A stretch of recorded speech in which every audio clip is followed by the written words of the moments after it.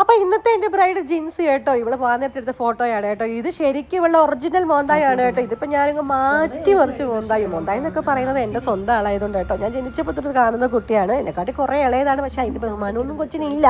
ഞങ്ങൾ ഒരുപാട് വർഷം ഞങ്ങൾ ഒരുമിച്ച് പള്ളിയിൽ ഒത്തിരി കൊയറും കാര്യങ്ങളും ഭയങ്കര സന്തോഷമുള്ള അടിയും പിടി ഇഷ്ടം പോലെ ഉണ്ടാക്കിയിട്ടുണ്ടെങ്കിലും എത്ര അടിയും പിടി ഉണ്ടാക്കിയാലും ചിലരുടെ മനസ്സിലൊരു സ്നേഹം ഉണ്ടായിരിക്കുമല്ലോ.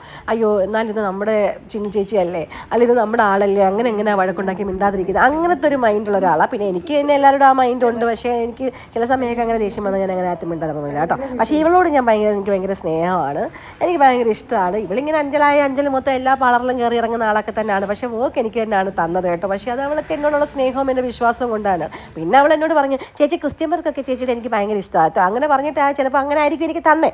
എന്തായാലും അവളുടെ ഡാഫോഡിൽസിനാണ് അവളുടെ മേക്ക് ഓവർ ചെയ്തത്. ഭയങ്കര ഹാപ്പിയാണ് കേട്ടോ ആൾ. എന്നോട് പറഞ്ഞു, ചേച്ചി എനിക്ക് മിനിമൽ മേക്കപ്പ് ഒന്നും വേണ്ട, എനിക്ക് പുട്ടി മേക്കപ്പ് തന്നെ വേണം, എനിക്ക് ഇച്ചിരി മേക്കപ്പ് ഒക്കെ വേണം. അങ്ങനെ അവളുടെ കണ്ണിൻ്റെ അടിയിലൊക്കെ കുറച്ച് ഡാർക്ക് സർക്കിൾ ഉണ്ടായിരുന്നു, അതൊക്കെ ഒന്ന് മാറ്റി ലെൻസൊക്കെ ഒന്ന് വെച്ച് കൊടുത്തു. അടിപൊളിയാണ്. ഈ ആക്സസറി മേടിക്കാൻ വേണ്ടി ഞാൻ അങ്ങ് തിരുവനന്തപുരം വരെ പോയി മേടിച്ചതാണ് കേട്ടോ. അങ്ങനെ എന്തായാലും നെയിൽ പോളിഷ് വരെ ഈ കൊച്ച് എന്നെ കൊണ്ടാണ് ഇടിപ്പിച്ച് സമയം കളഞ്ഞത്. 9 മണി 8 ആയപ്പോഴേ അവിടെ ഫോട്ടോഗ്രാഫേഴ്സ് വന്നിരിക്കുക. ഇവിടെ നിന്ന് ആടിപ്പാടി ഒരുങ്ങി കെട്ടിപ്പോയപ്പോൾ തന്നെ 9 മണിയായി കേട്ടോ.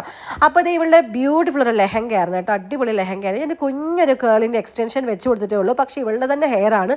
എൻ്റെ മുന്നേ ഞായറാഴ്ച പള്ളിയിൽ കാണുമ്പോൾ ഇത്രയും മുടിയുണ്ടെന്ന് ഞാൻ വിചാരിച്ചിട്ടില്ല കേട്ടോ. ഇത് ഞാൻ എന്തോരം നേരം ഒന്ന് എടുത്തറിയാമോ ഇത്രയൊന്ന് സെറ്റാക്കി എടുക്കാൻ വേണ്ടിയിട്ട്. ഒരു എയർ ബ്രഷ്, അടിപൊളി ഒരു ഡ്യൂവി ഫിനിഷ് മേക്കപ്പാണ്. അടിപൊളിയാണെന്ന് നിങ്ങളാട്ടോ പറയണ്ട, ഞാനല്ല. നിങ്ങൾ അഭിപ്രായങ്ങളൊക്കെ എന്നോട് പറയണം കേട്ടോ. എന്നോട് പറഞ്ഞാലല്ലേ എനിക്ക് എന്തെങ്കിലുമൊക്കെ ഇനി ഇമ്പ്രൂവ് ചെയ്യാനോ അല്ലെങ്കിൽ എന്തെങ്കിലുമൊക്കെ കുറവുകളുണ്ടെങ്കിൽ നിങ്ങൾ പറഞ്ഞാൽ മാത്രമേ എനിക്ക് മനസ്സിലാക്കാൻ പറ്റത്തുള്ളൂ.